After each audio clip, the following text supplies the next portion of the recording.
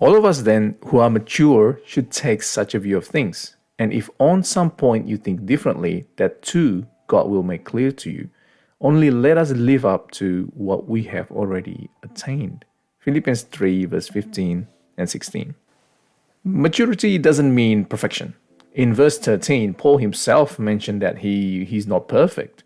But in this text, maturity means thinking differently. Thinking differently that God will make clear to us. In other words, maturity means changing in our thinking, changing in our paradigm. What does it mean for us, followers of Jesus? It doesn't mean that we become mature when we think differently about our careers, education, or family situations. But this new thinking is about knowing Christ, knowing truly who God is through Christ, thinking differently on who He is.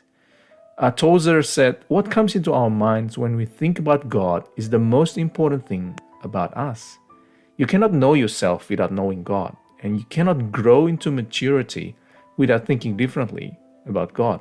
Maturity is when we have a new perspective in life, when our perspective shifts from ourselves to God. How long have you known God?